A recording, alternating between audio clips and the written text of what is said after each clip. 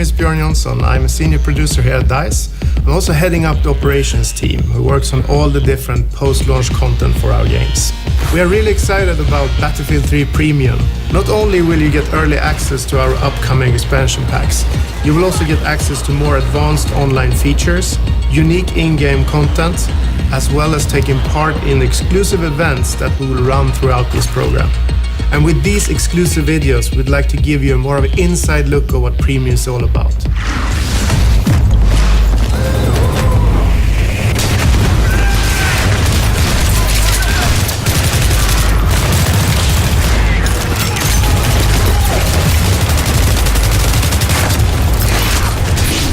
I'm Niklas Fegraeus. I'm the lead designer for the DICE operations team, and I'm currently in charge of designing the X-Packs for Battlefield 3. I started at DICE in 2004 as an animator doing weapon animations for BF2, and since then I've moved on to design. The idea behind Close Quarters is to capitalize on what the Battlefield universe is. In 1 second you can be an infantryman running through a house, and in the next second you can be a pilot soaring through the skies in a jet fighter. So it has all these very exciting elements, and what we want to do with Close Quarters is to really capitalize on the infantry-focused, tight combat environment. Now with maps that really cater to it. In order to enhance that, we've also introduced what we call HD destruction, which basically means that you can use only your rifle. I mean, normally you would have to use like tank shells and bazookas in order to bring down, these big stone walls. But now it's like plaster, wooden panels, furniture. So you will be like a destruction machine, even only with your carbine or machine gun. It makes everything very vivid and very kind of in your face.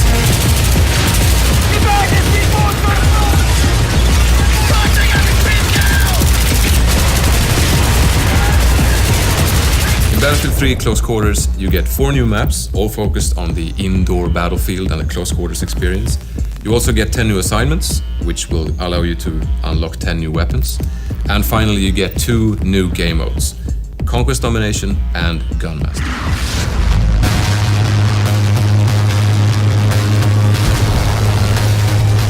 Conquest Domination is the close quarters take on Conquest.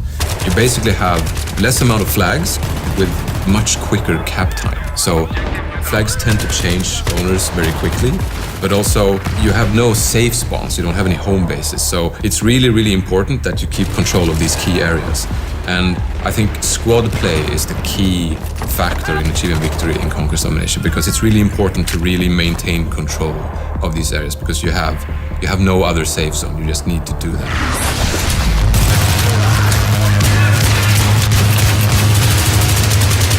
And then we have Gunmaster, which is a really action-packed jump-in-and-play mode, which is actually a race, where you start out with a pistol, and then as you get kills with that pistol, you advance to the next tier of weapons.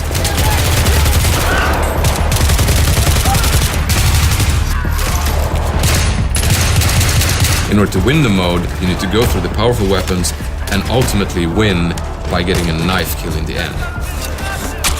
If you do that before everyone else, you win the race, you win the mode, and it's all smiling faces. All smiling faces or one smiling? It's actually true, there's only one smiling face, and then there's like 15 frowns, but hey, it's all smiling faces, it's a fun mode.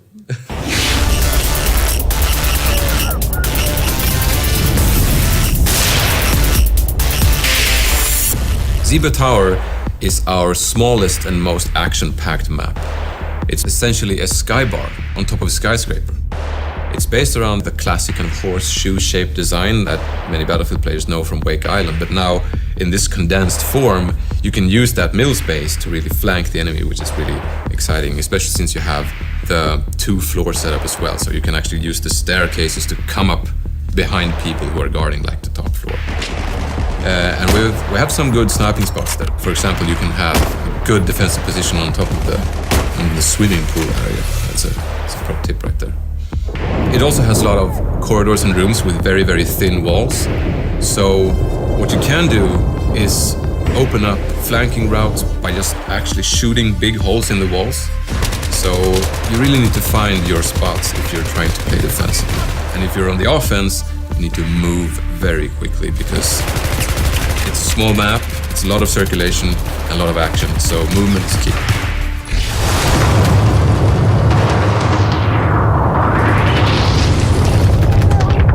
Donya Fortress is the most varied map. It's built upon this old fort based on a hilltop. So it has this really old stone, catacombish fundamental base. And then they have tried to build this nice, posh, luxurious palace on top of it with lots of art and, nice furniture and things. And now, war has come, so it's partly destroyed, and you have all these big holes and openings that allow for, flanking and going between floors and so on. Gameplay-wise, it has lots of stairs that lead to either flag positions or to the other floor, of course, and also to certain sniping spots that you can have overview of courtyard or big corridors.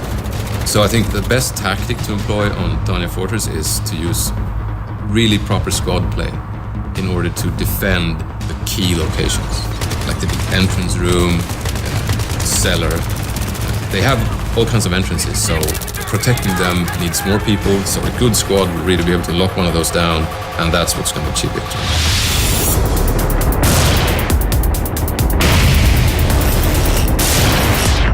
Operation 9 to 5 is our biggest and most destructible map, I would say. It is essentially an office with the cubicles and the desks and the cafeteria and the bathrooms, and they're all not very sturdy. So there's lots and lots of destruction. You will see someone on the other edge of the office, and he's partly covered by, the cubicles and the furniture, but you will just shoot through that and start putting, downrange fire on them. So it's still close quarters, but it features the longest ranges in the expansion pack, and it makes it really interesting. And I think on Operation 9 to 5 you see the most kind of varied weaponry being used. And also, it has a garage that goes kind of underneath the whole complex where, the former employees had all their cars. So you can use the garage as a traveling hub, if you will. You can go up that fire escape or through that staircase and end up on the other side of the map. So you really need to mind those extra exits when you play Operation 9 to 5.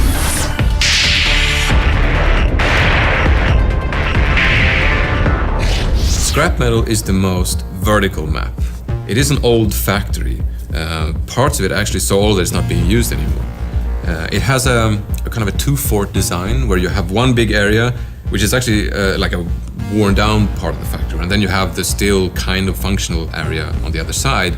And the thing is, those two sides are connected only through pretty narrow passages. So keeping those under control is really, really key.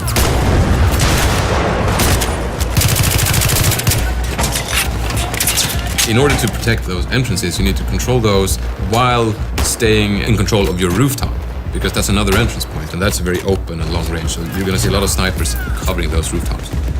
And also, since it's an old factory, it's made out of mostly concrete and metal, so you won't have the same abilities to, tear down walls and create flanking routes. So positioning, I think, is the absolute key to winning on Scrapmetal.